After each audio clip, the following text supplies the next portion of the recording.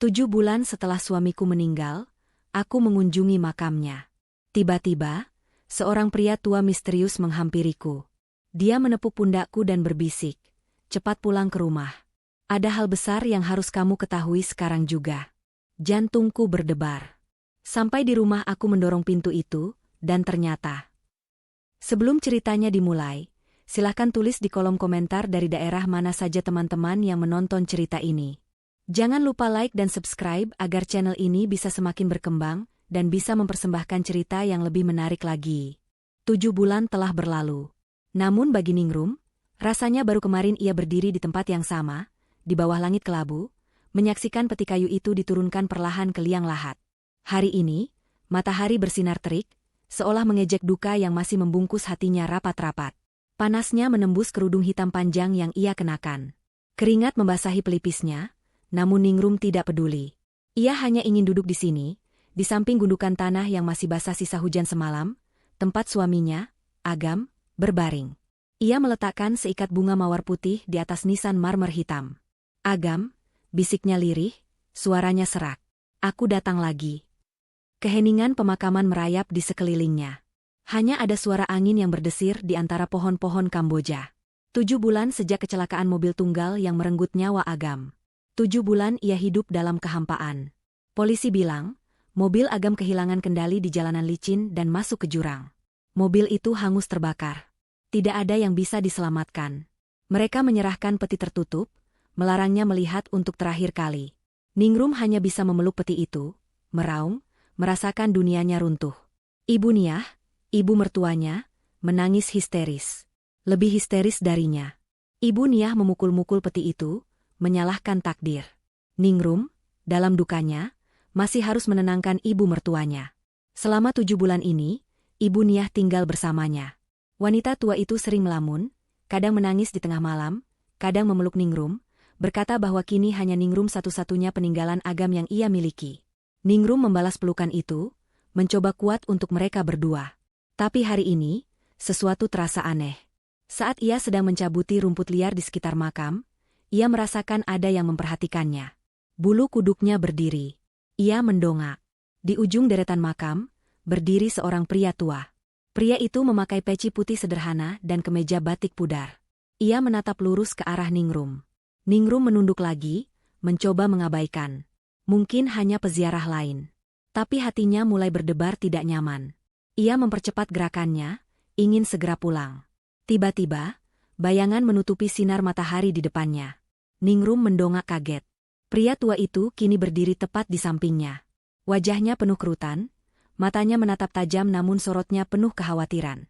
"Maaf mengagetkan, Nak," kata pria itu. Suaranya rendah dan parau. "Bapak siapa, ya?" tanya Ningrum, sedikit menggeser duduknya. Pria itu tidak menjawab pertanyaan Ningrum. Ia malah berjongkok, menyamakan tingginya dengan Ningrum. Ia melihat kenisan bertuliskan nama Agam, lalu kembali menatap Ningrum. "Sudah berapa lama suamimu meninggal?" 7 bulan, Pak, jawab Ningrum pelan. Pria itu mengangguk pelan. "Nak Ningrum, dengarkan saya baik-baik. Saya tidak punya banyak waktu." Ningrum terkejut. "Bapak tahu nama saya?" "Cepat pergi kembali ke rumahmu sekarang." Pria itu memotong ucapan Ningrum. Tangannya yang keriput terulur, menepuk pundak Ningrum pelan, namun terasa tegas. "Ada suatu hal besar yang harus kamu ketahui sekarang juga." Darah Ningrum berdesir. "Maksud Bapak apa? Hal besar apa?" Pria tua itu menoleh ke kiri dan ke kanan, seolah takut ada yang mendengar. "Jangan percaya pada siapapun di rumahmu." "Siapapun?"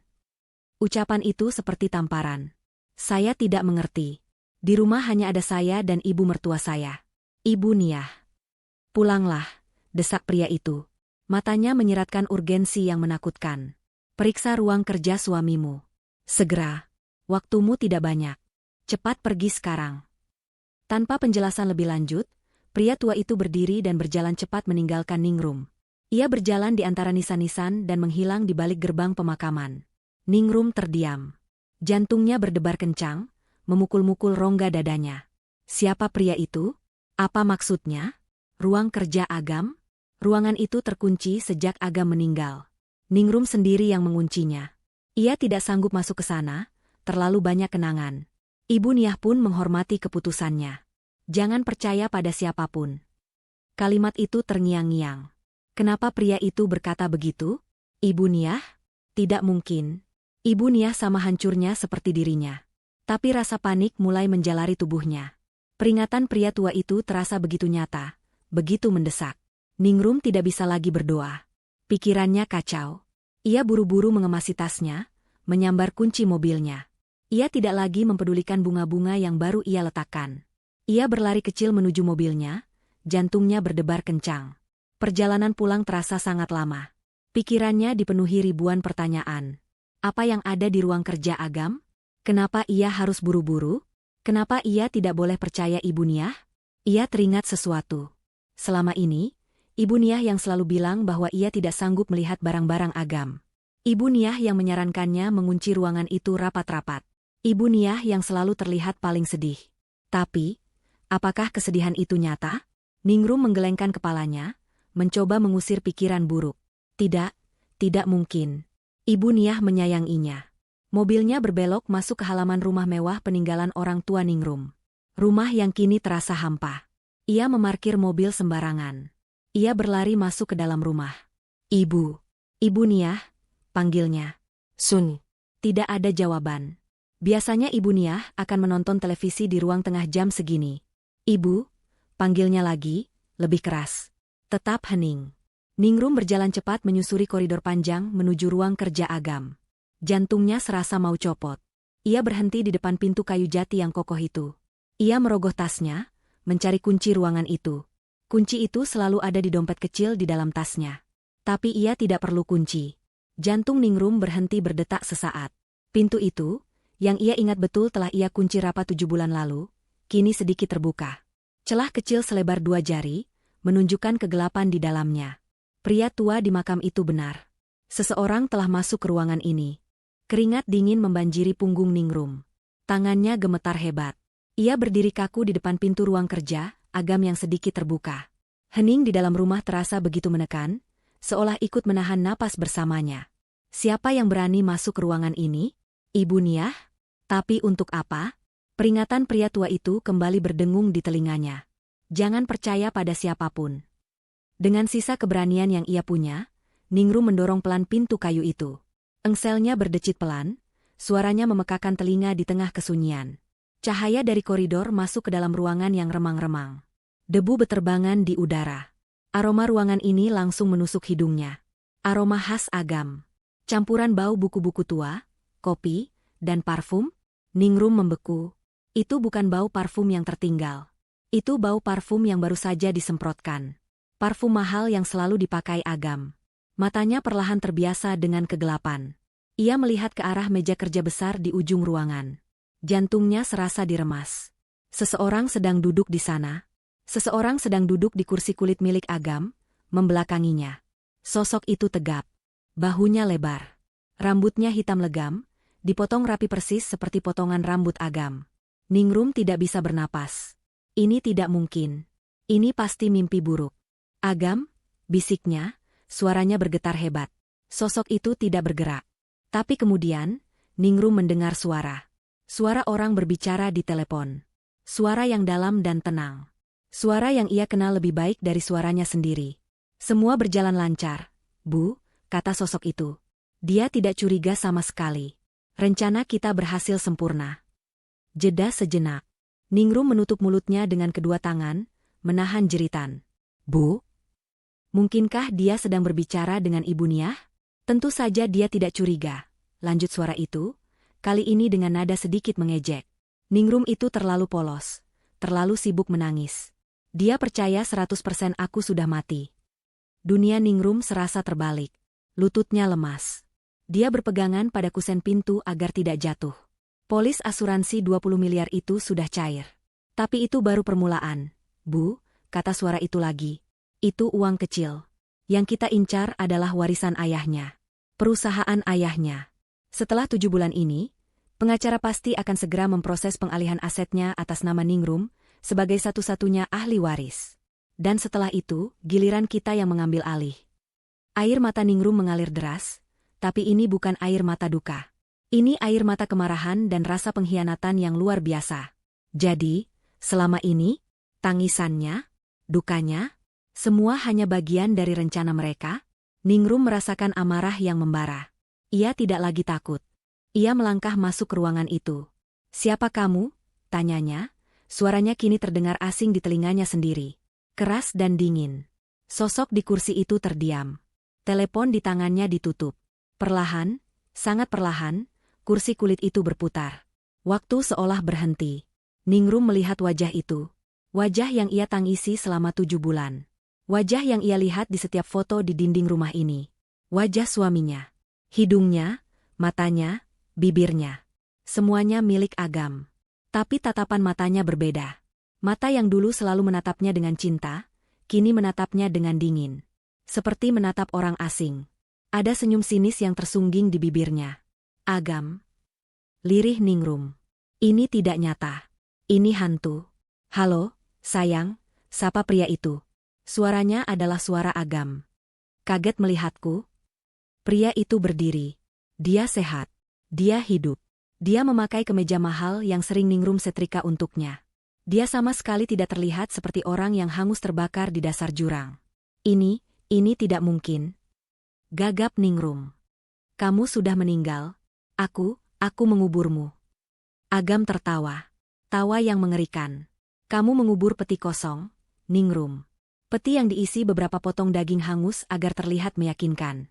Kamu terlalu bodoh dan terlalu berduka untuk menyadarinya." Kaki Ningrum tidak kuat lagi menopang tubuhnya. Dia terjatuh berlutut. Pengkhianatan ini terlalu besar. Pria yang ia cintai, yang ia pikir telah mati, ternyata memalsukan kematiannya. Untuk apa? Untuk harta. Harta peninggalan ayahnya. "Kenapa, Gam? Kenapa kamu lakukan ini padaku?" isak Ningrum. Agam berjalan mendekatinya.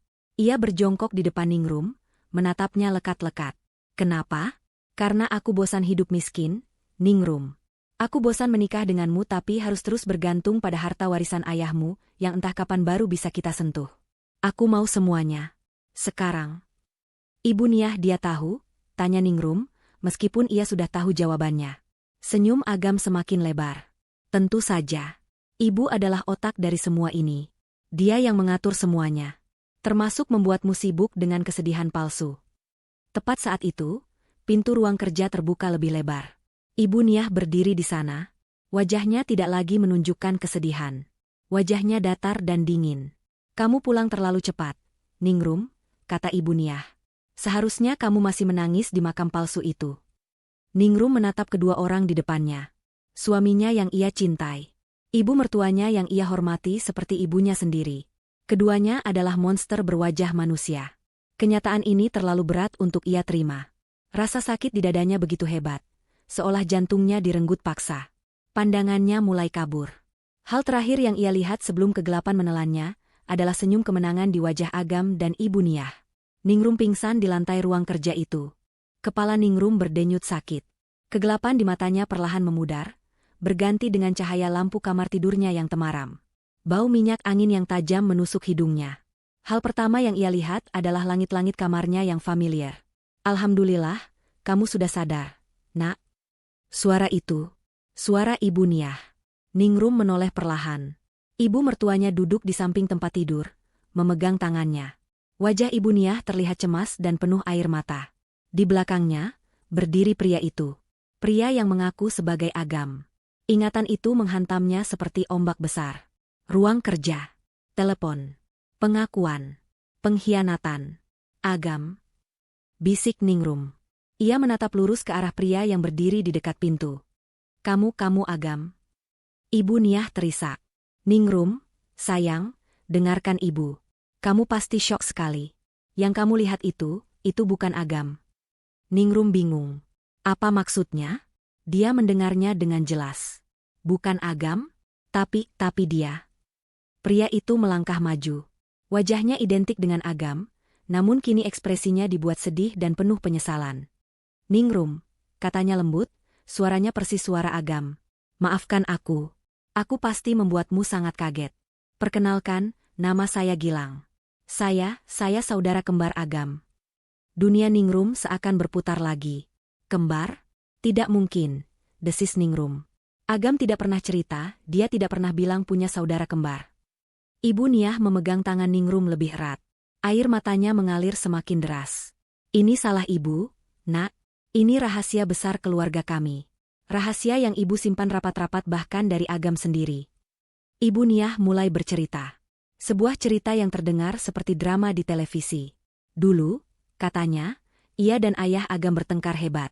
Pernikahan mereka di ujung tanduk, tepat setelah si kembar lahir. Ayah Agam yang keras kepala, dalam kemarahannya, membawa paksa salah satu dari bayi kembar itu. Dia membawa Gilang pergi ke luar negeri, memutus semua kontak. Ibu Niah, yang patah hati, membesarkan Agam sendirian. Ibu tidak pernah memberitahu Agam. Isak Ibu Niah. Ibu tidak mau membuka luka lama itu. Ibu tidak mau Agam membenci ayahnya. Ibu pikir, Gilang sudah hilang selamanya. Gilang, pria yang mengaku sebagai saudara kembar Agam itu, mengambil alih cerita. Saya baru tahu tentang ibu dan Agam beberapa bulan lalu, setelah ayah saya meninggal. Beliau meninggalkan surat wasiat yang menceritakan semuanya. Saya langsung mencari ibu. Saya ingin bertemu saudara kembar saya. Pria itu menunduk, seolah menahan duka. Tapi saya terlambat.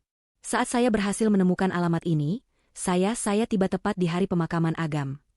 Ningrum menatapnya, mencoba mencerna informasi ini. Jadi, pria tua di makam itu, apa hubungannya? Saya tidak sanggup, lanjut Gilang. Saya tidak sanggup menambah bebanmu, Ningrum. Kamu sedang berduka. Ibu Niah juga. Jadi, saya memutuskan untuk membantu dari jauh. Saya sering mengunjungi Ibu Niah diam-diam, mencoba menguatkannya. Kami hanya tidak tahu kapan waktu yang tepat untuk memberitahumu. Ningrum teringat percakapan telepon yang ia dengar. Tadi, di ruang kerja. Kamu bilang, rencana berhasil. Kamu bilang aku tidak curiga. Kamu bicara soal warisan. Wajah Gilang dan Ibu Niah langsung terlihat panik sesaat, sebelum Ibu Niah buru-buru mengubahnya menjadi tangis. Ya Tuhan, nak, kamu salah paham. Gilang sedang menelepon ibu. Kami sedang membahas polis asuransi Agam. Polis itu akhirnya cair. Gilang mengangguk cepat. Benar, Ningrum. Polis asuransi atas nama Agam. Uangnya untukmu. Kami ingin memastikan semuanya beres. Kami ingin membantumu mengurus semuanya. Itu, rencana, kami. Membantumu. Ibu Niah terisak lagi. Kamu pingsan karena kaget melihat Gilang.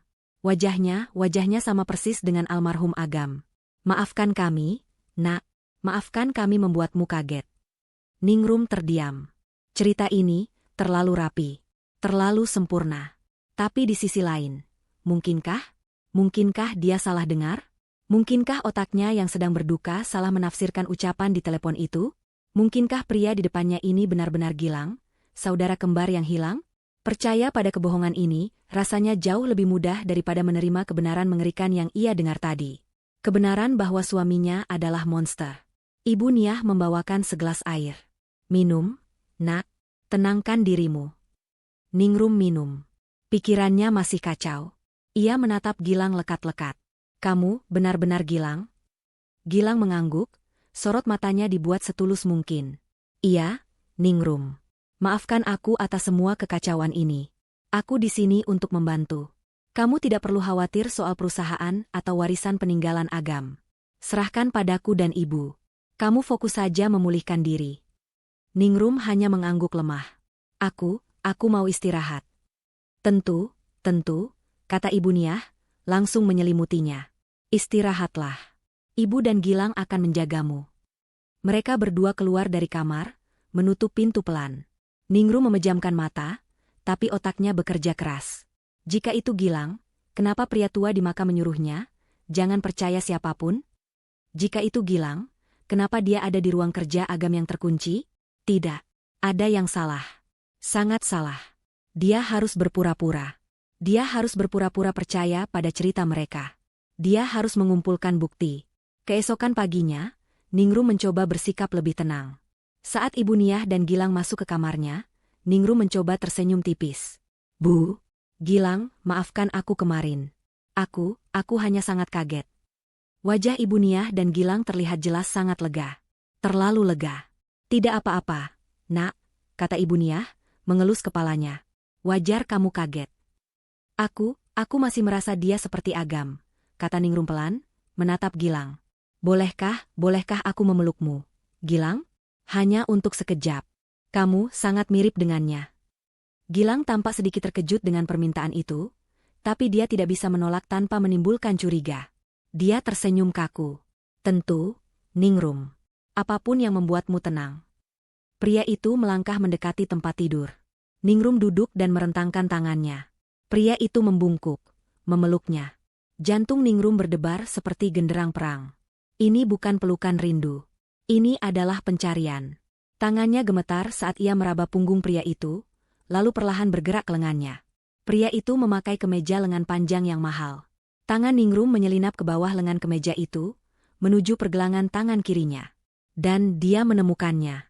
Jemarinya menyentuh sebidang kulit kecil yang menonjol dan kasar. Sedikit lonjong. Ningrum menahan napas.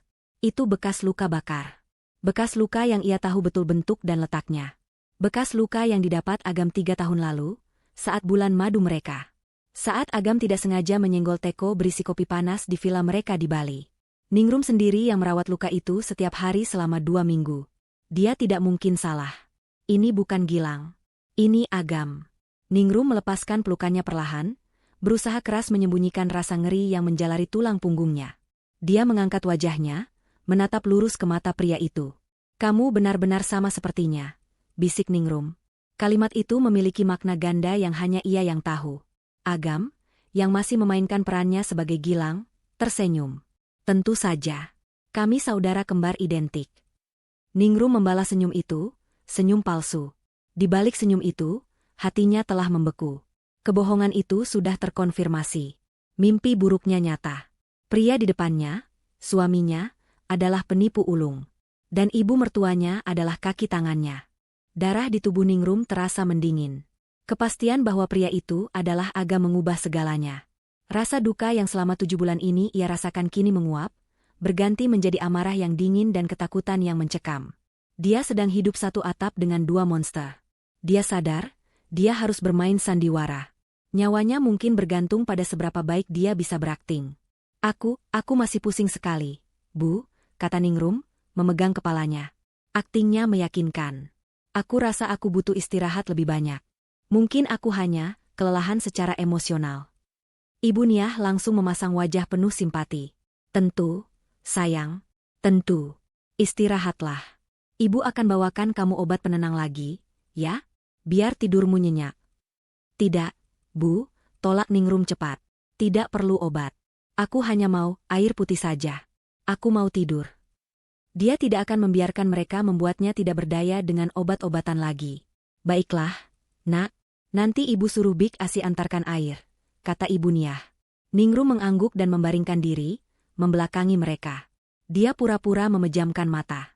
Dia mendengar mereka berbisik pelan sebelum akhirnya keluar dari kamar. Pintu ditutup. Dia menunggu beberapa menit, lalu membuka matanya. Dia harus keluar dari sini. Dia harus menghubungi Pak Jaya, pria misterius di pemakaman itu. Pria itu satu-satunya orang yang sepertinya tahu kebenaran. Dia bangkit perlahan. Dia berjalan ke pintu. Dia memutar gagang pintu. Terkunci.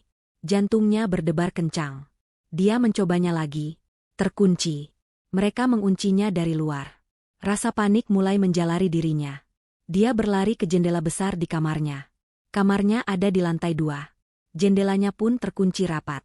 Bahkan jika dia bisa membukanya, lompat dari ketinggian ini akan mematahkan kakinya. Dia kembali ke meja nakas. Ponselnya. Di mana ponselnya? Dia ingat meletakkannya di sana sebelum pergi ke makam. Sekarang tidak ada. Dompetnya juga tidak ada. Mereka telah mengambil semuanya. Ponselnya, kuncinya, kebebasannya. Dia bukan lagi pemilik rumah. Dia adalah seorang tahanan di rumahnya sendiri. Malam itu terasa seperti selamanya. Ningrum tidak bisa tidur. Setiap suara di koridor membuatnya terlonjak. Dia mendengar langkah kaki mondar-mandir di luar kamarnya. Mereka menjaganya. Keesokan paginya, suara kunci diputar di pintu. Pintu terbuka. Ibu Niah masuk membawa nampan sarapan. Wajahnya tersenyum manis, seolah tidak terjadi apa-apa. Selamat pagi, Nak. Tidur nyenyak? Sapanya riang. Kenapa pintunya dikunci, Bu? Tanya Ningrum. Dia berusaha keras menjaga suaranya agar tetap tenang, tidak terdengar menuduh. Senyum Ibu Niah sedikit goyah. Oh, itu. Gilang khawatir kamu tahu, jalan sambil tidur. Kamu kan sedang syok berat. Nak, ini hanya untuk keamananmu. Bohong. Lagi-lagi bohong. Ponselku di mana, Bu? Aku ingin menelepon temanku, Rina. Dia pasti khawatir. Ponselmu? Oh, astaga, Ibu lupa, kata Ibu Niah, menepuk dahinya. Sepertinya sedang diisi daya di ruang kerja Gilang. Nanti Ibu ambilkan, ya. Sekarang, makan dulu sarapanmu selagi hangat. Ningrum tahu dia tidak akan pernah melihat ponselnya lagi. Dia hanya mengaduk-aduk bubur di mangkuknya. Saat itulah Agam masuk. Dia tidak lagi memakai kemeja santai seperti Gilang. Hari ini dia memakai setelan jas mahal, terlihat seperti seorang CEO. Dia tidak lagi berusaha memasang wajah sedih. Wajahnya dingin dan penuh perhitungan. Sudah cukup main sandiwaranya, kata Agam datar. Ibu Niah meletakkan nampan dan segera keluar dari kamar. Ningrum mendengar suara pintu ditutup dan dikunci lagi dari luar. Kini hanya ada dia dan Agam. Ningrum mundur ke sandaran tempat tidur. Agam, aku tahu itu kamu. Agam tersenyum sinis. Dia menarik kursi meja rias dan duduk menghadap Ningrum. Akhirnya otakmu bekerja juga. Ya, ini aku. Bodoh sekali kamu, butuh waktu lama hanya untuk mengenali suamimu sendiri. Kenapa kamu pura-pura jadi Gilang? Tanya Ningrum, suaranya bergetar menahan amarah. Rencana cadangan, jawab Agam santai. Kalau kamu bangun kemarin dan histeris berteriak-teriak, Agam hidup, kami akan dengan mudah bilang kamu gila karena duka. Lihat, dia bahkan mengira saudara kembar suaminya adalah suaminya. Itu akan memberi kami waktu untuk memasukkanmu ke rumah sakit jiwa. Tapi sepertinya, kamu cukup pintar untuk diam. Bagus. Itu mempermudah segalanya. Apa mau kalian sebenarnya? Agam mencondongkan tubuhnya ke depan. Mau kami? Sederhana. Kami mau apa yang seharusnya jadi milik kami sejak lama. Harta ayahmu. Jantung Ningrum serasa diremas. Jadi semua ini, cinta kamu pernikahan kita? Agam tertawa. Tawa yang hambar dan kejam. Cinta? Oh, Ningrum. Kamu polos sekali. Aku menikahimu demi ini. Demi rumah ini. Demi perusahaan ayahmu. Tapi ayahmu yang pelit itu membuat surat wasiat konyol. Semua harta baru jatuh ke tanganmu setelah kamu menjanda, atau setelah 5 tahun pernikahan kita. Aku tidak sudi menunggu 5 tahun, hidup seperti parasit di rumahmu. Jadi, kecelakaan itu, aku merencanakannya dengan sempurna, kata Agam, wajahnya berseri bangga. Mobil itu, aku beli tunai atas nama palsu. Mayat palsu, mudah didapat dari kamar mayat rumah sakit jika kamu tahu siapa yang harus dibayar. Kami membakarnya di dalam mobil sampai tak bisa dikenali. Ibuku yang hebat, itu yang menangis-nangis di depan polisi. Mengidentifikasi jam tangan dan cincin kawin yang sengaja aku tinggalkan di sana. Sedikit uang pelicin, dan kasus ditutup. Kecelakaan murni. Ningrum merasa mual. Pria di depannya adalah iblis. Polis asuransiku yang 20 miliar sudah cair. Sudah aman di rekening baru ibuku, lanjut Agam. Tapi itu uang receh, Ningrum. Hanya uang pembuka. Hadiah utamanya adalah perusahaan ayahmu. Properti-propertinya. Saham-sahamnya.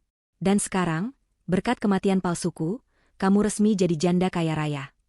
Agam berdiri dan berjalan ke arah Ningrum. Dia mengeluarkan selembar kertas yang terlipat rapi dari saku jasnya. Sekarang, aku mau kamu tanda tangani ini. Dia membentangkan kertas itu di depan Ningrum. Surat kuasa penuh. Surat yang mengalihkan kepemilikan seluruh aset, saham, dan properti atas nama Ningrum kepada Ibu Niah. Kenapa Ibu Niah? Bisik Ningrum. Karena aku mati. Bodoh, desis Agam. Dan Gilang adalah orang baru.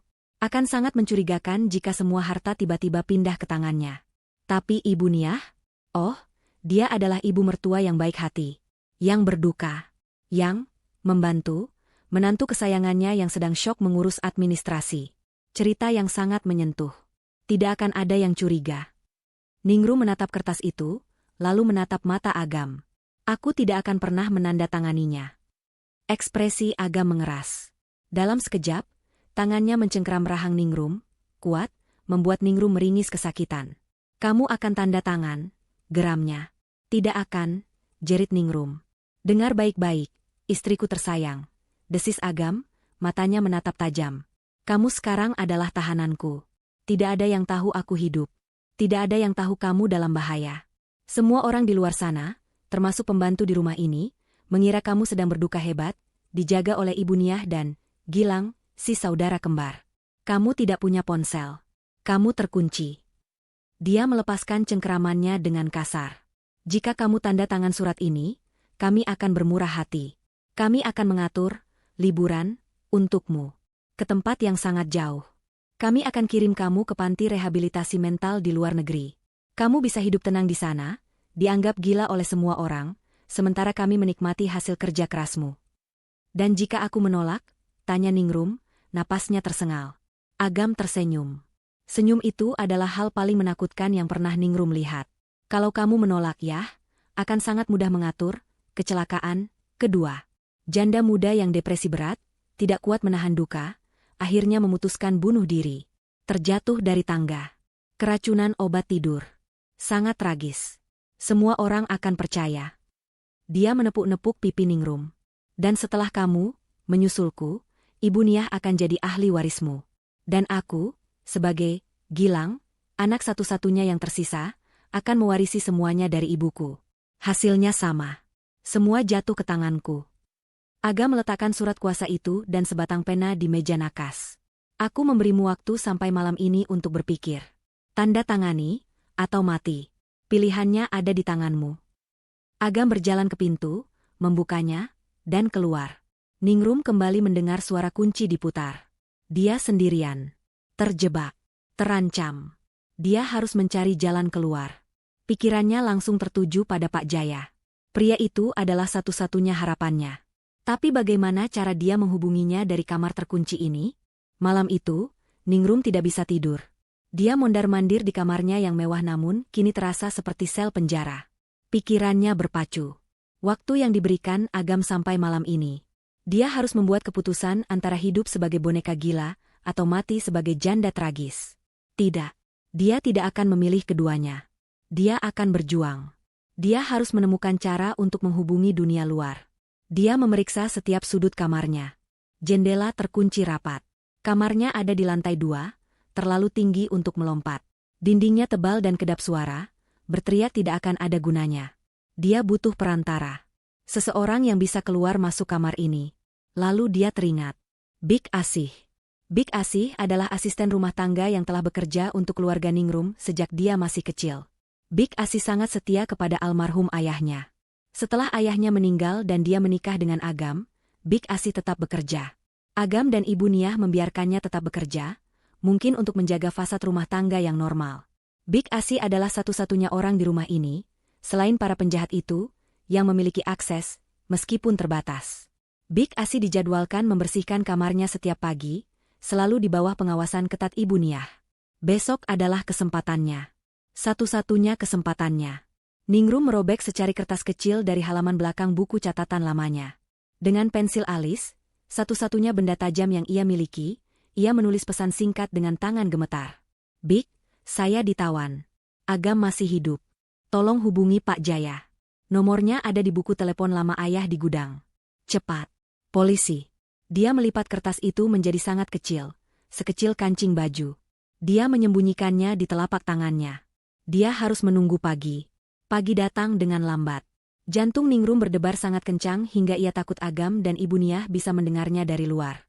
Tepat jam 8 pagi, dia mendengar suara kunci diputar. Pintu terbuka. Ibu Niah masuk, wajahnya dibuat ramah seperti biasa. Di belakangnya ada Big Asih, membawa ember dan alat pel. Selamat pagi, Nak. Big Asih mau bersih-bersih sebentar. Ya, kata Ibu Niah. Dia tidak masuk sepenuhnya, hanya berdiri di ambang pintu, mengawasi setiap gerakan seperti elang. Iya, Bu, jawab Ningrum lemah. Dia pura-pura masih setengah tertidur, matanya sayu, tubuhnya meringkuk di bawah selimut. Big Asih mulai bekerja dalam diam. Dia membersihkan debu di meja, merapikan tirai. Ningrum memperhatikannya dari sudut matanya. Ibu Niah masih berdiri di pintu, pandangannya tidak lepas dari Big Asih. Ningrum butuh pengalih perhatian. Sekarang. Saat Big Asih bergerak dari jendela ke meja nakas di samping tempat tidur, Ningrum, dengan gerakan yang dibuat seolah-olah dia mengigau atau kejang kecil, menyenggol gelas air di atas nakas. Prang! Gelas itu jatuh ke lantai, pecah berkeping-keping, airnya menyebar kemana-mana, tepat di dekat kaki Ibu Niah. Astagfirullah, Ningrum, pekik Ibu Niah, melompat mundur agar kakinya tidak basah. Kamu ini kenapa? Ceroboh sekali. Bik, ambil kain pel cepat. Jangan sampai airnya merusak parket. Ibu Niah sibuk mengomel, perhatiannya terpusat pada lantai yang basah dan pecahan kaca. Itulah saatnya. Bik Asih, dengan sigap, berjongkok untuk membersihkan kekacauan itu. Saat itulah Ningrum menjulurkan tangannya dari balik selimut. Bik Asih, yang sudah merasakan ada yang tidak beres sejak kemarin, melirik sekilas ke arah Ningrum. Mata mereka bertemu. Ningrum menekan cepat kertas kecil itu ke telapak tangan Bik Asih yang sedang memegang kain lap. Polisi. Bisik Ningrum, sangat pelan, hampir tak terdengar. Tangan Bik Asih menutup di sekitar kertas itu. Tubuhnya sedikit menegang, tapi wajahnya tetap datar. Dia tidak berkata apa-apa. Dia hanya mengangguk sepersekian detik, lalu kembali fokus membersihkan lantai. Sudah, Bik? Tanya Ibu Niah tidak sabar. Sudah, Bu, jawab Bik Asih. Dia mengumpulkan pecahan kaca dan kain pel basah, lalu berdiri. Ya sudah, cepat keluar. Biarkan Non Ningrum istirahat, usir Ibu Niah. Bik Asih keluar dari kamar. Pintu ditutup, dan suara kunci diputar lagi. Ningrum menarik napas dalam-dalam. Separuh dari pertaruhan hidupnya telah ia lepaskan. Sekarang dia hanya bisa berharap. Di luar, Bik Asih berjalan ke dapur dengan kaki gemetar. Dia membuang sampah, lalu bergegas ke kamar mandinya di belakang. Tangannya gemetar hebat saat membuka lipatan kertas itu. Matanya terbelalak membaca pesannya. Agam masih hidup. Jantungnya serasa berhenti berdetak. Dia tahu dia harus bertindak cepat. Dia menyelesaikan pekerjaan paginya secepat mungkin, lalu meminta izin pulang lebih awal pada Ibu Niah, beralasan dia tiba-tiba sakit perut. Ibu Niah, yang pikirannya sedang terfokus pada rencana besar nanti malam, mengizinkannya pergi tanpa banyak bertanya. Begitu keluar dari gerbang rumah mewah itu, Bik Asih tidak berlari ke pangkalan ojek. Dia berjalan cepat, lalu berlari, menuju gudang, ruang penyimpanan, tua yang terletak terpisah di bagian belakang taman. Itu adalah tempat almarhum Pak Haryanto menyimpan barang-barang lamanya. Ibu Niah dan Agam tidak pernah peduli pada tempat berdebu itu. Dengan tangan gemetar, dia membuka gembok tua yang kuncinya selalu ia simpan. Di dalam, di antara tumpukan furnitur lama, dia menemukan rak buku. Dia menarik sebuah buku agenda tebal berwarna hitam. Buku telepon lama Pak Haryanto. Dia membolak-balik halaman dengan cepat. Jaya. Jaya Suteja, pengacara.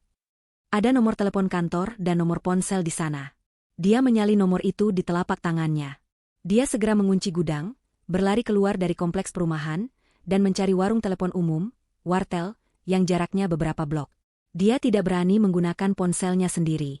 Di bilik telepon yang pengap, dia memasukkan koin dan menekan nomor itu. Kantor Hukum Jaya Suteja, selamat siang. Saya mau bicara dengan Pak Jaya. Penting sekali, kata Bik Asih, suaranya tercekat. Beberapa saat kemudian, suara berat yang tenang terdengar. Halo, ini Jaya Suteja.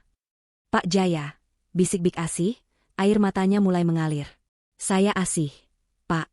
Pembantu di rumah almarhum Pak Haryanto. Bapaknya Non Ningrum. Pak Jaya langsung duduk tegak di kursinya. Bik Asih, ada apa? Non Ningrum dalam bahaya, Pak. Dia kirim surat, dia dikunci di kamarnya. Dia bilang Pak Aga masih hidup. Pak, dia minta saya hubungi Bapak. Dia bilang, polisi. Dunia Pak Jaya serasa berhenti berputar. Kecurigaannya selama ini, firasat buruknya. Pria tua yang ia suruh untuk mengawasi makam Agam. Pria tua itu adalah salah satu anak buahnya, seorang detektif swasta. Pria tua itu yang melapor telah berbicara pada Ningrum, tapi kemudian Ningrum menghilang, tidak bisa dihubungi. Bik Asih, dengarkan saya, kata Pak Jaya, suaranya tenang namun penuh otoritas. Jangan kembali ke rumah itu. Sama sekali. Pergi ke tempat aman. Pergi ke rumah saudara. Saya akan urus ini. Kamu sudah melakukan hal yang benar. Pak Jaya menutup telepon. Tangannya terkepal. Haryanto, kamu benar. Kematian Haryanto, ayah Ningrum, setahun setelah pernikahan putrinya, selalu terasa janggal bagi Pak Jaya. Haryanto meninggal karena serangan jantung mendadak. Tapi Haryanto adalah orang yang sangat bugar. Pak Jaya curiga pada Agam dan ibunya, tapi tidak punya bukti. Tapi Haryanto juga curiga. Sebelum meninggal, Haryanto menitipkan sebuah safe deposit box atas nama Pak Jaya. Pesannya jelas, "Jaya, ini kunci pengaman untuk putriku. Jangan dibuka kecuali kamu yakin nyawa Ningrum dalam bahaya karena Agam atau ibunya." Hari ini adalah hari itu. Pak Jaya tidak membuang waktu. Dia melesat ke bank, membuka brankas itu. Di dalamnya ada amplop besar yang disegel. Pak Jaya merobeknya. Isinya ada dua. Pertama, sebuah surat wasiat versi kedua, yang ditulis tangan dan disaksikan oleh dua orang yang tidak dikenal Agam. Surat wasiat ini sangat berbeda dari yang pertama, yang menyatakan Ningrum baru mendapat warisan setelah menjanda. Kedua, sebuah flash drive kecil berwarna hitam. Pak Jaya bergegas kembali ke kantornya. Dia mengunci pintu. Dia memasukkan flash drive itu ke laptopnya. Sebuah file video terbuka. Video itu adalah rekaman dari kamera tersembunyi. Tanggalnya terekam, 2 minggu sebelum Haryanto meninggal. Lokasinya, ruang kerja Haryanto. Video itu menunjukkan Ibu Niah sedang berbicara dengan Haryanto. Mereka bertengkar hebat. Lalu video itu merekam Ibu Niah menuangkan sesuatu dari botol kecil ke dalam cangkir teh Haryanto, saat Haryanto sedang membelakanginya.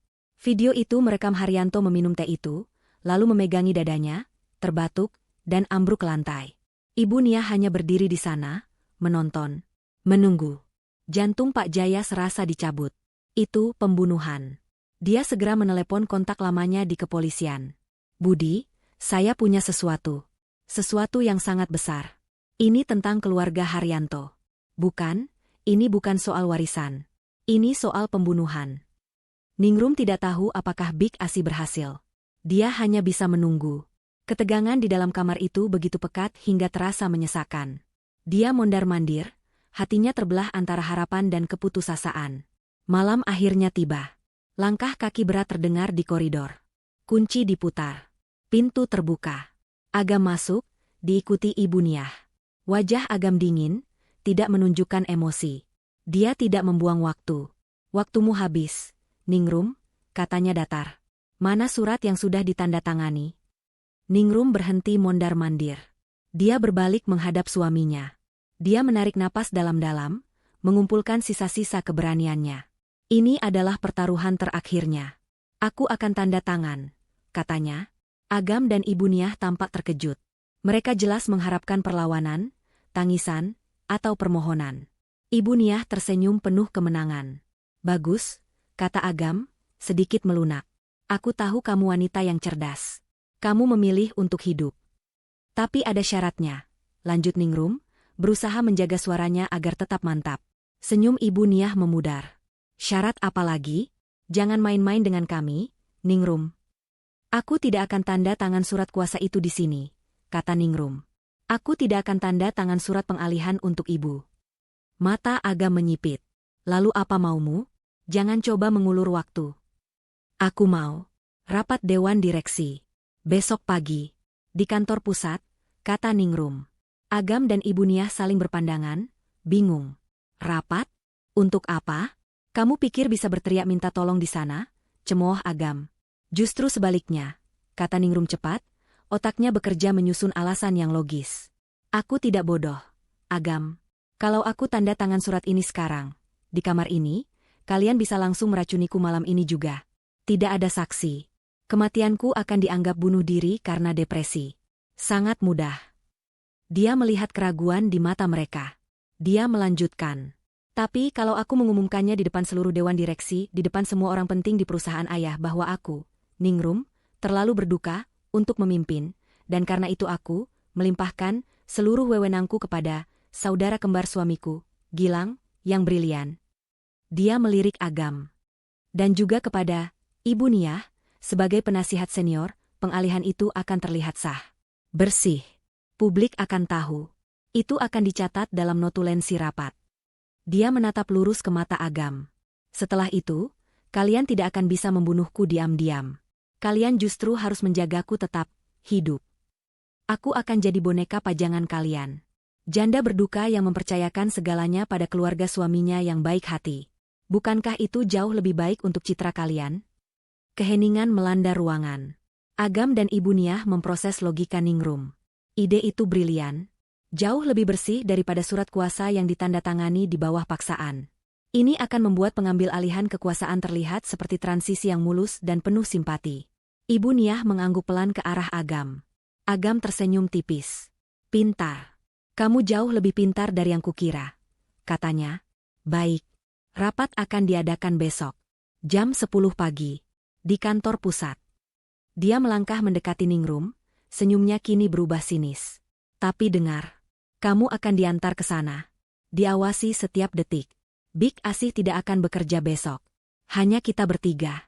Jangan coba-coba berteriak, atau memberi isyarat apapun. Ingat, desisnya, semua orang di sana sudah mendengar gosip tentang Gilang, si kembar yang hilang. Mereka semua mengira kamu adalah janda yang rapuh secara mental. Satu teriakan aneh darimu, satu kata yang salah, dan aku akan langsung menyeretmu keluar. Aku akan bilang kamu kambuh. Dan dari sana, kamu akan langsung menuju rumah sakit jiwa. Mengerti? Aku mengerti, jawab Ningrum pelan. Hatinya berdebar tak karuan. Dia tidak tahu apakah Big Asih berhasil. Dia tidak tahu apakah Pak Jaya akan datang. Ini adalah pertaruhan buta. Keesokan paginya, Ibu Niah sendiri yang mendandani Ningrum. Dia memakaikan Ningrum gamis hitam panjang dan kerudung hitam senada. Wajah Ningrum dibiarkan pucat tanpa riasan. Dia benar-benar terlihat seperti janda yang hancur hatinya. Ningrum diapit oleh Agam, yang kini berperan sempurna sebagai Gilang, yang berwibawa, dan Ibu Niah yang berwajah sendu. Mereka turun ke garasi. Tidak ada Big Asih, seperti kata Agam.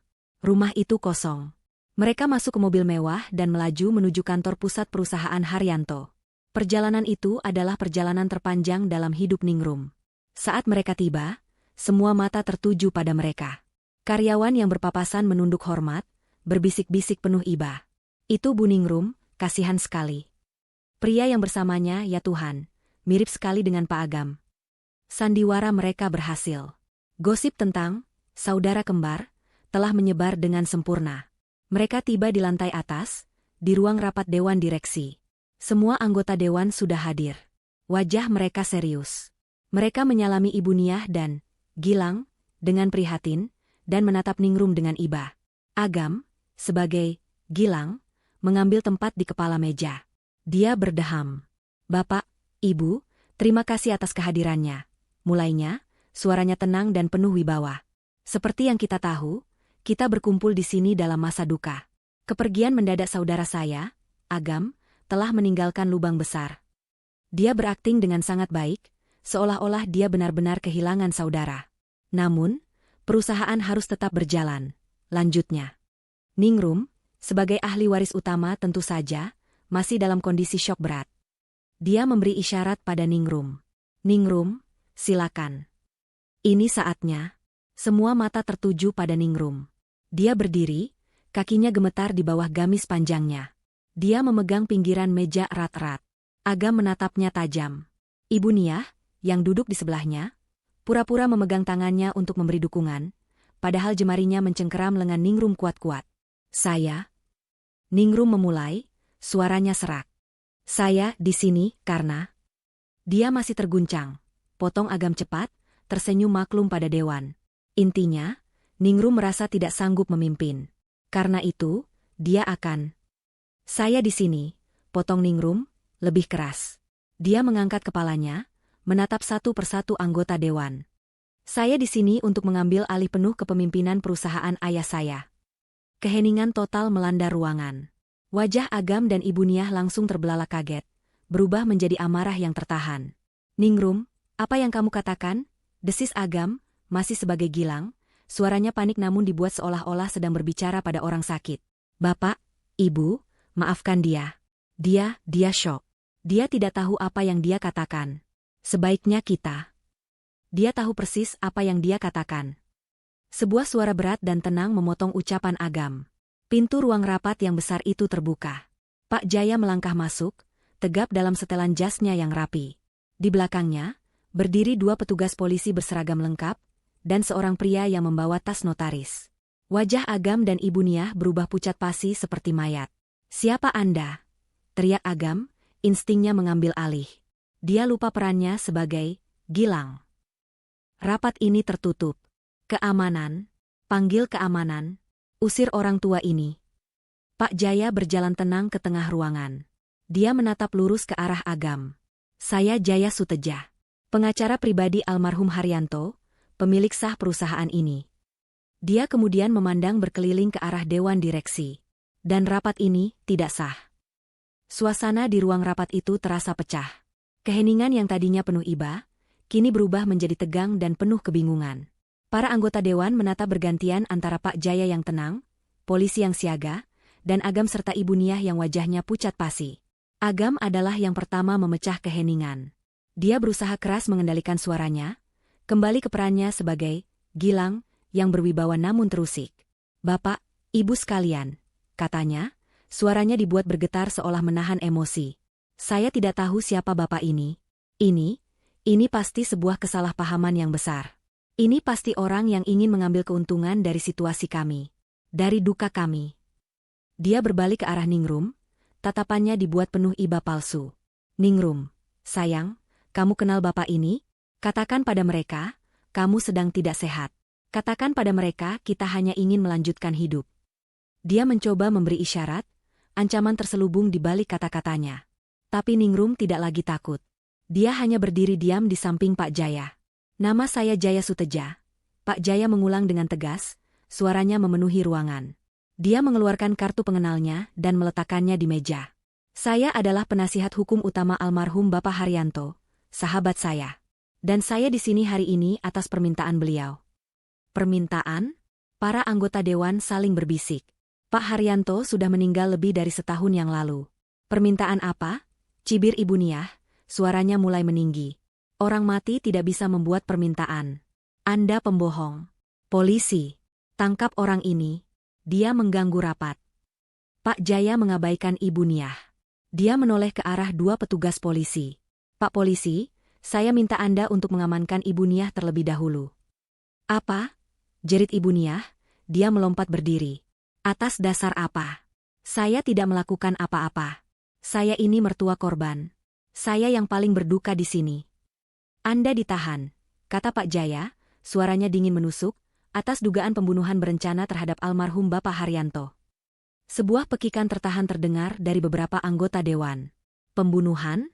Bukan serangan jantung? Fitnah. Itu fitnah, raung Ibu Niah. Bapak Haryanto tidak meninggal karena serangan jantung. Lanjut Pak Jaya, tidak membiarkan Ibu Niah memotongnya. Beliau diracun. Dan kami memiliki buktinya. Pak Jaya memberi isyarat kepada asistennya, yang telah bersiap di depan proyektor yang ada di ruangan itu. Layar putih di dinding menyala. Ini apa-apaan? Teriak Agam, dia sadar situasinya lepas kendali. Anda tidak bisa seenaknya menuduh. Anda tidak punya bukti. Diam dan lihat, kata Pak Jaya. Video dimulai. Tanggal dan waktu muncul di sudut layar. Lokasinya jelas, ruang kerja Pak Haryanto. Pak Haryanto terlihat sedang duduk di mejanya, membelakangi pintu, sibuk menelepon. Lalu, pintu terbuka pelan. Ibu Niah masuk. Dia melihat sekeliling, memastikan tidak ada orang. Dia berjalan ke troli minuman. Kamera tersembunyi itu merekam dengan jelas saat Ibu Niah mengeluarkan sebuah botol kecil dari saku bajunya.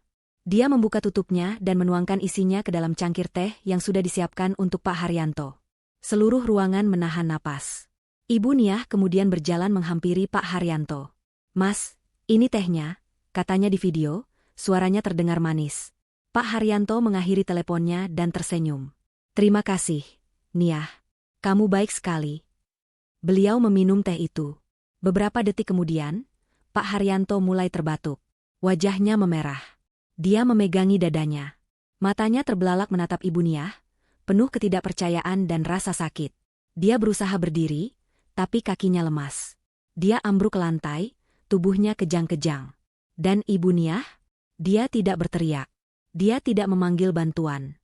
Dia hanya berdiri di sana, menonton.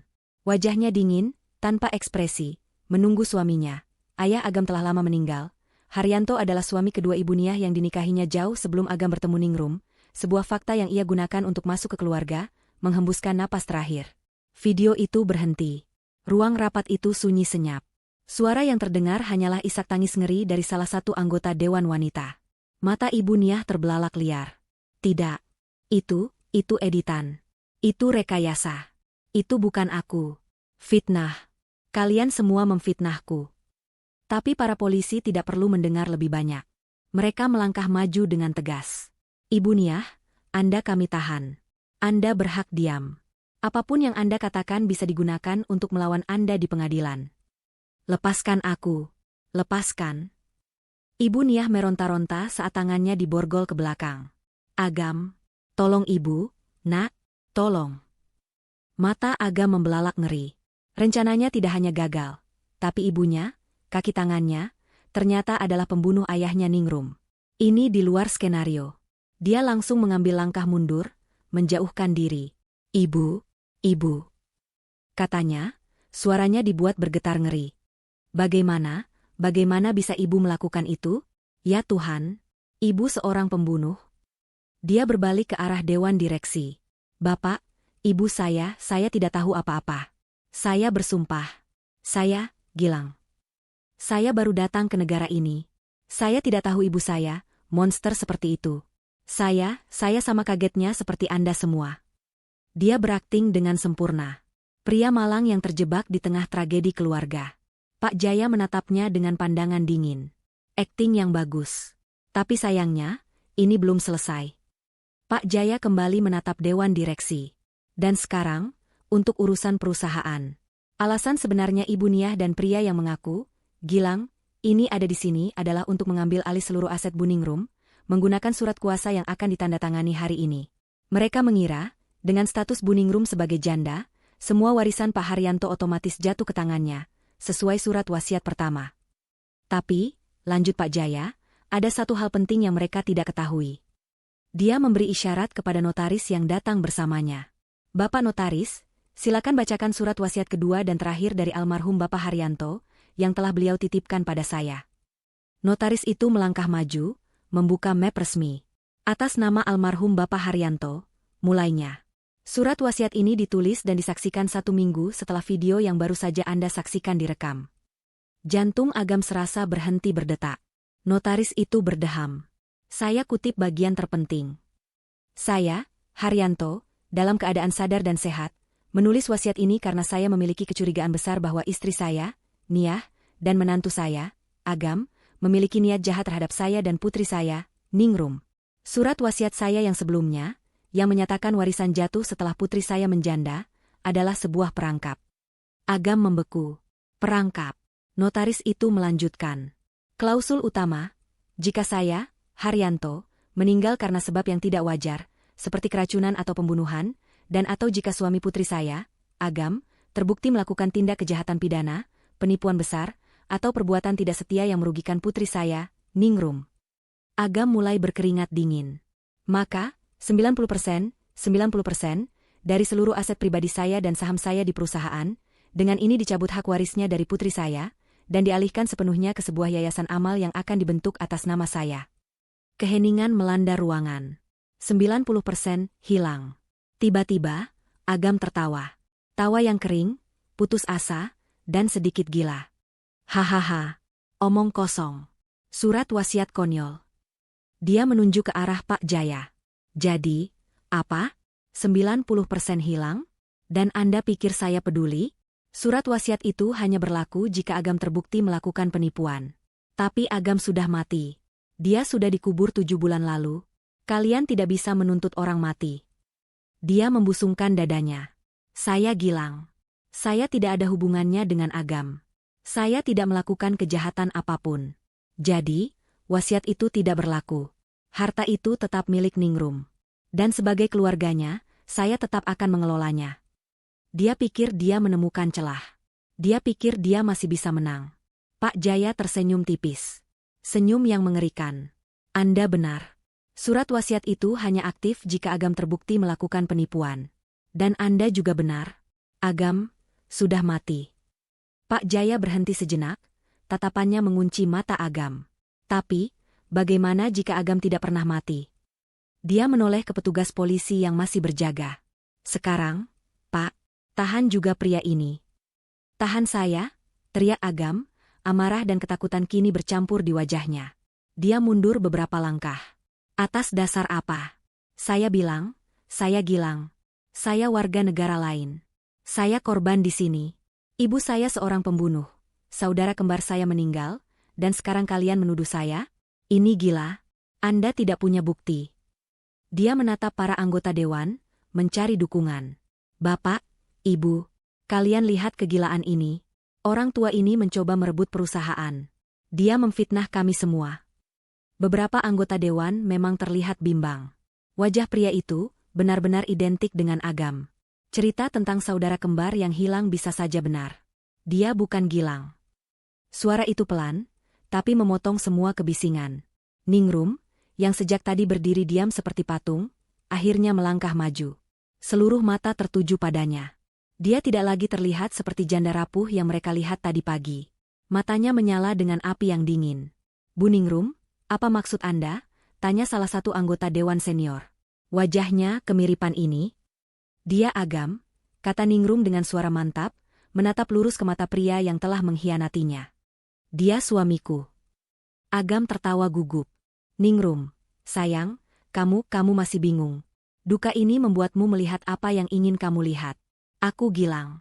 Aku bukan dia. Ningrum berjalan mendekatinya. Agam refleks mengambil langkah mundur. Bagaimana aku tahu? Lanjut Ningrum, suaranya bergema di ruangan yang hening. Karena di pergelangan tangan kirinya. Dengan gerakan cepat yang tidak terduga, Ningrum menyambar lengan kiri Agam. Dia menarik paksa lengan jas mahal itu ke atas. Ada bekas luka. Dia merobek kancing manset kemejanya dengan satu tarikan keras. Kain kemeja itu tersingkap, memperlihatkan kulit di pergelangan tangannya. Bekas luka bakar, kata Ningrum. Suaranya bergetar karena amarah yang tertahan. Bekas luka dari teko kopi panas saat bulan madu kami di Bali. Bekas luka yang aku rawat sendiri dengan tanganku setiap hari selama 2 minggu. Para anggota dewan terkesiap. Mereka mencondongkan tubuh ke depan untuk melihat. Di sana, di kulit pergelangan tangan Agam, terlihat jelas sebidang kulit menonjol yang warnanya sedikit berbeda. Bekas luka bakar yang tidak mungkin salah. Agam menarik tangannya dengan kasar, wajahnya pucat pasi. Itu kebetulan. Kembar identik kadang punya tanda lahir yang sama. Itu bukan bukti, teriaknya panik. Kamu tidak bisa membuktikannya. Oh, kami bisa, kata Pak Jaya dengan tenang. Dan ini, jika boleh saya bilang, adalah bukti favorit saya. Dia kembali memberi isyarat pada asistennya. Layar proyektor yang tadinya menampilkan video pembunuhan Ibu Niah, kini berubah. Almarhum Pak Haryanto, seperti yang saya bilang, adalah orang yang sangat teliti. Dia curiga penuh pada menantunya, jauh sebelum dia tahu istrinya sendiri akan membunuhnya. Jelas Pak Jaya. Beliau tidak hanya memasang kamera tersembunyi di ruang kerjanya sendiri. Pak Jaya berhenti sejenak, menatap Agam yang kini gemetaran. Beliau juga memasang kamera tersembunyi di ruang kerja Agam. Di rumah Bu Ningrum. Video baru dimulai. Tanggal di sudut layar menunjukkan waktu. Sekitar 1 minggu setelah pemakaman Agam. Lokasinya adalah ruang kerja yang sama persis di mana Ningrum pertama kali menemukan suaminya yang hidup kembali. Video itu menunjukkan Agam dan Ibu Niah. Mereka tidak sedang berduka. Mereka sedang bersulang dengan gelas anggur. Mereka tertawa. Lalu, suara mereka terdengar jernih, direkam oleh mikrofon sensitif yang disembunyikan Pak Haryanto. Semua berjalan lancar. Bu, kata suara Agam di video itu.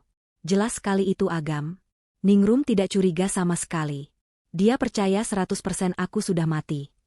Suara tawa Ibu Niah terdengar. Tentu saja dia percaya. Akting ibu di pemakaman sangat meyakinkan, bukan?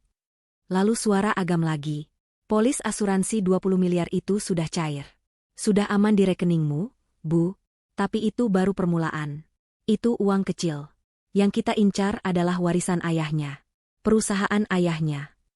Video itu terus berlanjut. Dan kemudian, rekaman itu menunjukkan bagian yang paling menghancurkan. Suara Ibu Niah, pastikan mayat palsu yang kita gunakan di peti mati itu benar-benar tidak bisa dikenali. Habiskan uang untuk itu. Yang penting, Ningrum si bodoh itu menangis di depan peti yang salah. Aktingmu nanti harus bagus. Gam, setelah ini, setelah semua beres, kamu adalah Gilang. Selamanya. Ruang rapat itu dilanda keheningan yang mematikan. Lebih hening dari sebelumnya. Ini bukan lagi kebingungan. Ini adalah horor murni. Seluruh dewan direksi menatap Agam dengan campuran rasa jijik, ngeri, dan amarah. Wajah Agam hancur. Lenyap sudah sosok Gilang yang berwibawa. Lenyap sudah suami yang licik. Yang tersisa hanyalah seorang penipu rendahan yang tertangkap basah. Rekamannya sendiri. Suaranya sendiri. Rencananya sendiri. Semua terpampang di depan mata semua orang. Dia tidak bisa lari lagi. Polisi yang tadinya ragu, kini melangkah maju dengan pasti. Agam, kata petugas itu, suaranya tegas. Anda ditahan atas tuduhan pemalsuan kematian, penipuan asuransi, konspirasi untuk menguasai harta, serta penculikan dan pengancaman terhadap istri Anda, Nyonya Ningrum. Borgol besi yang dingin itu terkunci di pergelangan tangannya. Di pergelangan tangan yang sama di mana bekas luka itu berada. Saat itulah Ibu Niah, yang sejak tadi dia melihat kehancurannya, meledak. Kamu, jeritnya pada Agam, matanya merah menyala penuh kebencian. Dia menerjang ke arah Agam, sejauh borgolnya mengizinkan. Ini semua salahmu. Anak tidak berguna, harusnya kita bunuh saja dia dari awal. Seperti aku membunuh Haryanto. Harusnya kita racuni dia pelan-pelan setelah pemakaman. Tapi tidak. Kamu yang serakah. Kamu yang tidak sabar. Kamu yang mau main sandiwara, Gilang, konyol ini. Diam kamu, perempuan tua gila. Balas Agam, amarahnya meledak tak terkendali. Dia tidak lagi peduli pada citranya. Ini semua idemu. Idemu dari awal. Nikahi anaknya, katamu. Kuras hartanya, katamu. Pakai surat wasiat itu, katamu. Jadikan dia janda, katamu. Ini semua rencanamu. Aku hanya menjalankannya. Dasar anak durhaka. Dasar ibu pembunuh. Ibu dan anak itu saling berteriak, saling mengutuk, dan saling meludahi. Wajah mereka yang tadinya penuh percaya diri kini, berubah menjadi topeng kebencian yang buruk rupa. Mereka tidak lagi peduli pada anggota dewan, pada polisi, atau pada Ningrum. Mereka hanya peduli pada kehancuran mereka sendiri. Petugas polisi harus menyeret mereka secara paksa keluar dari ruang rapat. Pintu kayu yang besar itu tertutup di belakang mereka, meredam suara teriakan dan makian mereka. Ruang rapat kembali hening. Ningrum berdiri tegak di tengah ruangan. Pak Jaya berdiri di sampingnya. Para anggota dewan menatapnya, kali ini bukan dengan iba, tapi dengan rasa hormat dan ngeri yang luar biasa. Ningrum menarik napas dalam-dalam. Lalu, untuk pertama kalinya dalam 7 bulan, air matanya menetes. Bukan air mata duka. Bukan air mata ketakutan. Tapi air mata kelegaan. Mimpi buruknya telah berakhir. Teriakan Agam dan Ibu Niah yang saling menyalahkan masih menggema di koridor, bahkan setelah pintu ruang rapat ditutup rapat. Di dalam, keheningan yang tersisa terasa berat, pekat oleh kengerian dan kelegaan yang aneh. 20 pasang mata, mata para dewan direksi yang terhormat, kini tertuju pada satu orang, Ningrum. Dia masih berdiri tegak. Wajahnya basah oleh air mata, tapi ini bukan air mata kelemahan. Ini adalah air mata pembebasan. Tubuhnya gemetar, bukan lagi karena takut, tapi karena adrenalin yang akhirnya surut setelah berbulan-bulan hidup dalam kebohongan dan ketakutan yang mencekam. Dia telah berjalan melewati neraka, dan kini dia berdiri di sisi lain. Pak Jaya meletakkan tangan yang kebapakan di bahunya. Sudah selesai, Nak Ningrum. Sudah berakhir. Kalimat itu memecah kebuntuan. Tuan Wibowo, anggota dewan paling senior, yang telah menjadi sahabat ayahnya selama 30 tahun, berdiri. Wajahnya pucat, tapi matanya menatap Ningrum dengan kekaguman yang dalam. Nyonya Ningrum, katanya, suaranya serak. Saya, atas nama seluruh dewan direksi, kami tidak tahu harus berkata apa. Kami minta maaf. Satu persatu, anggota dewan lainnya ikut berdiri. Mereka tidak lagi melihatnya sebagai janda rapuh yang perlu dikasihani. Mereka melihatnya sebagai Putri Haryanto yang sesungguhnya. Seorang pejuang yang baru saja membongkar konspirasi busuk yang hampir menghancurkan perusahaan mereka. Kami minta maaf, lanjut Tuan Wibowo. Kami hampir saja menyerahkan warisan sahabat kami kepada monster-monster itu. Kami termakan oleh cerita, Gilang. Kami mengasihani Anda, padahal seharusnya kami melindungi Anda. Ningrum menggeleng pelan. Dia berjalan ke kursinya, tapi tidak duduk. Dia berdiri di kepala meja, di tempat yang seharusnya menjadi milik ayahnya, di tempat yang baru saja diduduki Agam dengan penuh kesombongan. Bapak dan Ibu sekalian, kata Ningrum, suaranya masih sedikit bergetar, tapi kini penuh otoritas. Anda tidak perlu minta maaf. Anda semua adalah korban penipuan mereka, sama seperti saya. Mereka merancang sandiwara ini dengan sangat sempurna. Dia menarik napas dalam-dalam, menatap mereka satu persatu. Saya, selama 7 bulan ini, saya menangisi pria yang tidak pernah ada. Saya meratapi kematian palsu yang dirancang oleh suami saya sendiri, hanya agar dia bisa merampok saya. Saya hidup dalam penjara di rumah saya sendiri, diancam akan dibunuh atau dimasukkan ke rumah sakit jiwa. Pengakuannya yang jujur dan lugas membuat seluruh dewan terdiam ngeri. Mereka hanya melihat puncaknya. Mereka tidak tahu kedalaman neraka yang telah Ningrum jalani. Tapi hari ini, lanjut Ningrum, semua itu berakhir. Berkat almarhum ayah saya. Matanya beralih ke Pak Jaya, dan kesetiaan Pak Jaya, kebenaran telah terungkap. Tapi ini baru permulaan. Tuan Wibowo mengangguk tegas. Apa yang bisa kami bantu, Nak Ningrum? Perusahaan ini, kami akan mendukung Anda sepenuhnya. Pak Jaya melangkah maju. Ada beberapa hal yang harus kita urus. Pertama, secara hukum, Nyonya Ningrum sekarang adalah pemimpin sah perusahaan ini. Namun, seperti yang baru saja dibacakan oleh notaris, ada implikasi serius dari surat wasiat kedua Bapak Haryanto. Dia menatap berkeliling. Surat wasiat itu sangat jelas. Karena Agam telah terbukti melakukan penipuan besar dan konspirasi kriminal, dan Ibu Nia terbukti melakukan pembunuhan, klausul 90% itu aktif. Seorang anggota dewan yang mengurus keuangan bertanya, jadi 90% saham perusahaan ini benar-benar akan dialihkan ke Yayasan Amal.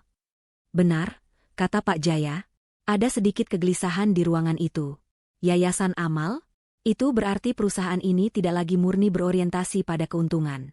Ningrum melihat kegelisahan itu. Saya tahu apa yang Bapak Ibu pikirkan, katanya. Ayah saya tidak menulis surat wasiat itu untuk menghancurkan perusahaannya. Dia menulisnya untuk melindungi perusahaan ini. Dia tahu Agam dan Ibu Nia serakah. Jika mereka berhasil mengambil alih perusahaan, mereka akan menjual asetnya, menguras kasnya, dan menghancurkan warisan yang telah ayah saya bangun seumur hidupnya. Dia berhenti sejenak, membiarkan kata-katanya meresap. Dengan mengalihkannya ke yayasan, ayah saya memastikan dua hal. Pertama, para penjahat itu tidak akan pernah bisa menyentuh sepeser pun dari perusahaan ini. Kedua, perusahaan ini akan terus hidup, bukan hanya untuk mencari untung, tapi untuk tujuan yang lebih besar. Tujuan yang mulia. Keyakinan dalam suaranya menenangkan ruangan itu. Apa langkah selanjutnya, Pak Jaya? Tanya Tuan Wibowo. Proses hukum akan panjang, jelas Pak Jaya. Agam dan Ibu Nia akan menghadapi tuntutan berlapis.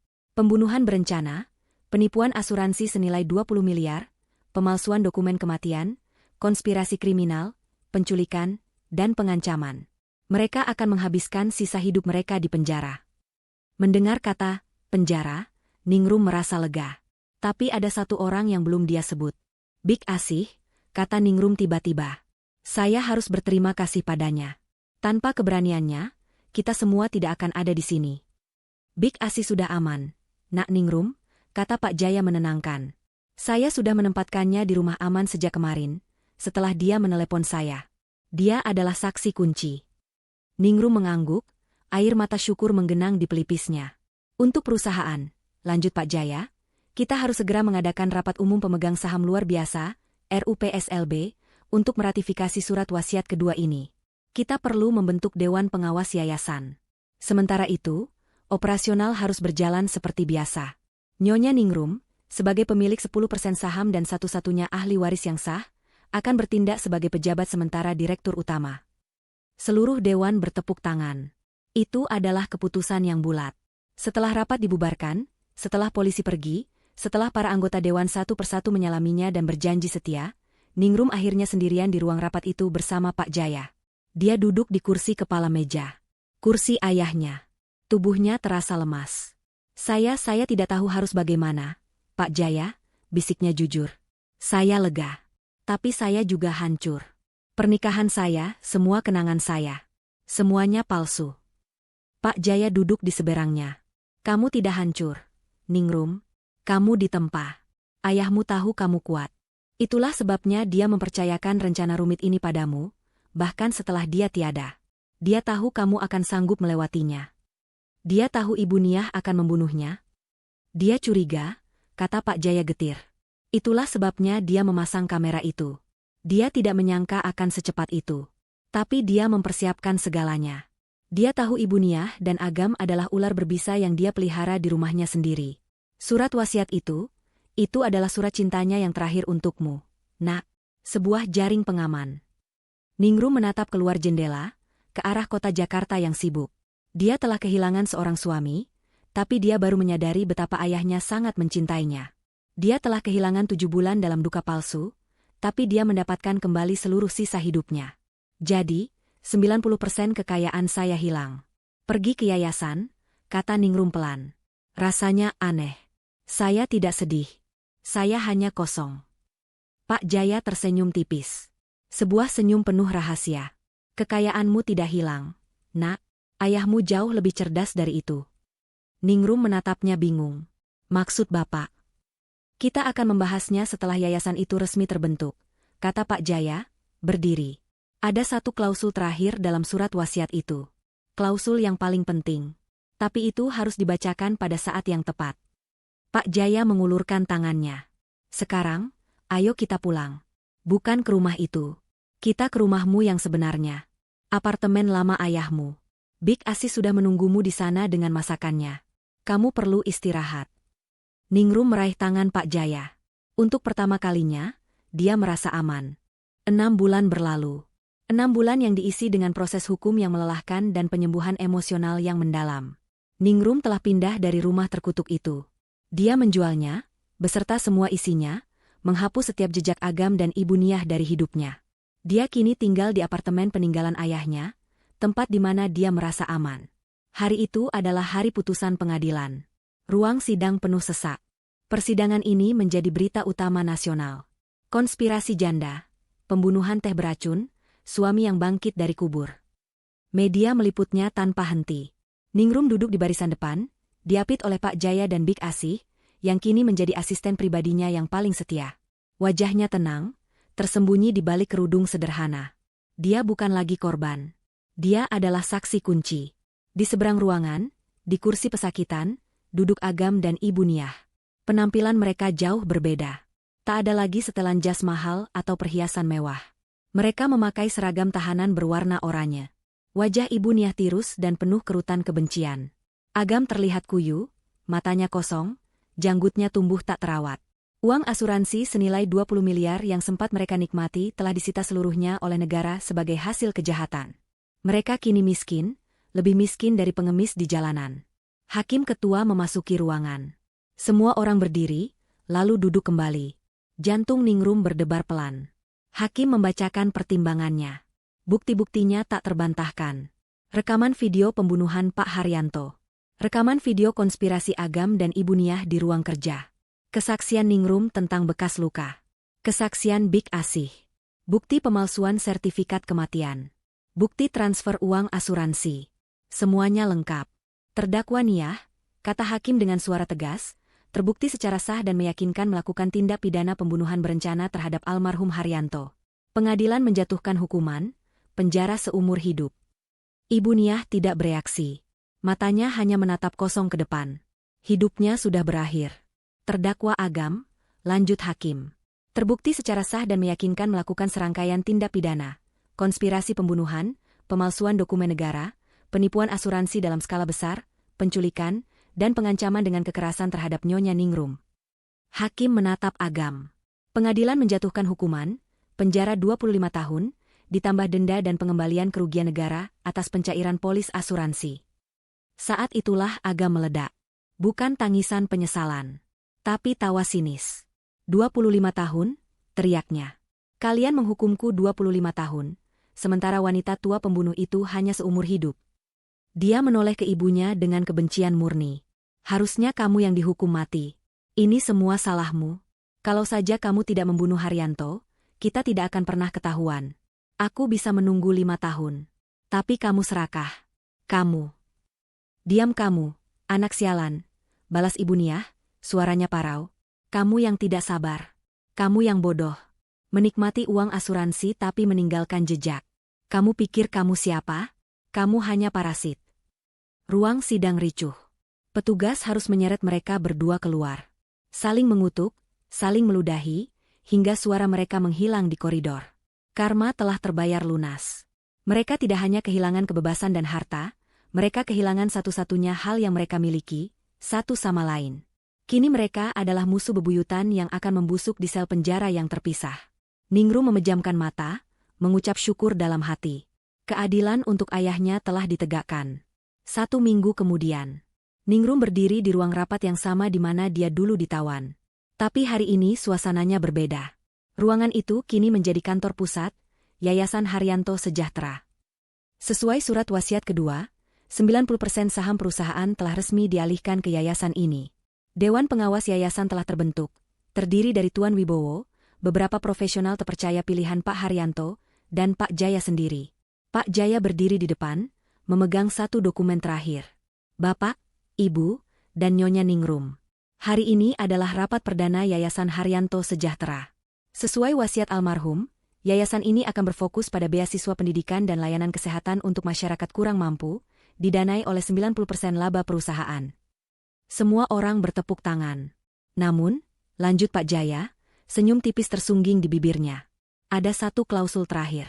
Klausul penutup dari surat wasiat kedua Bapak Haryanto, yang beliau perintahkan untuk saya bacakan hanya setelah yayasan ini resmi terbentuk. Semua mata tertuju padanya. Ningrum menatap bingung. Pak Jaya membuka dokumen itu. Saya kutip. Segala keputusan bisnis perusahaan dan keputusan filantropi yayasan ini harus mendapatkan persetujuan dari seorang ketua abadi. Dan sebagai ketua abadi dari Yayasan Haryanto Sejahtera, yang memiliki hak veto penuh atas semua keputusan, saya menunjuk. Pak Jaya mengangkat kepalanya, menatap lurus ke arah Ningrum. Putri saya satu-satunya, Ningrum. Keheningan melanda ruangan. Tuan Wibowo ternganga, lalu tersenyum lebar. Ningrum terkesiap. Dia tidak bisa bernapas. Hak veto? Ketua abadi? Pak Jaya berjalan menghampirinya. Ayahmu tidak mengambil kekayaanmu, nak. Dia melindunginya. Dia memberimu kekuatan yang lebih besar. Kamu tidak hanya memiliki 10% sahammu secara pribadi. Kamu sendirian, mengendalikan 90% sisanya melalui yayasan ini. Ningrum akhirnya mengerti. Dia bukan lagi sekadar pewaris. Dia adalah penjaga warisan. Ayahnya tidak hanya memberinya kekayaan. Dia memberinya kekuasaan yang absolut, yang terbungkus dalam jubah filantropi. Dia adalah pemilik tahta yang sebenarnya. Dia bisa menjalankan perusahaan, sekaligus berbuat baik atas nama ayahnya. 2 bulan setelah itu, Ningrum mengunjungi 2 makam. Makam pertama adalah gundukan tanah tanpa nama, di pemakaman umum yang jauh dari kota. Itu adalah tempat di mana peti mati palsu Agam dikuburkan. Peti itu telah dibongkar oleh polisi sebagai barang bukti. Kini yang tersisa hanyalah lubang yang ditimbun seadanya. Dia menatapnya sejenak, tanpa emosi. Dia tidak merasakan apa-apa. Angin meniup kerudung birunya yang cerah. Dia tidak lagi memakai baju hitam. Dia berbalik, dan berjalan ke makam kedua. Makam ayahnya, Haryanto. Dia berjongkok, membersihkan nisan ayahnya dan menaburkan bunga mawar segar. Dia tersenyum. Ayah, bisiknya. Semuanya sudah selesai. Rencana ayah berhasil. Mereka sudah mendapatkan balasan yang setimpal. Dan perusahaan aman di tangan Ningrum. Yayasan sudah memberikan 100 beasiswa pertama bulan ini. Dia mengelus nisan itu. Terima kasih, ayah. Terima kasih sudah menjagaku, bahkan setelah ayah pergi. Dia berdiri. Di kejauhan, Pak Jaya dan Bik Asi menunggunya di mobil. Ningrum berbalik, melangkah pasti meninggalkan pemakaman, tidak pernah menoleh ke belakang. Dia berjalan menjauh dari masa lalunya yang kelam, menuju masa depan cerah yang telah disiapkan ayahnya, sebagai wanita terhormat yang memegang kendali penuh atas takdir dan warisannya.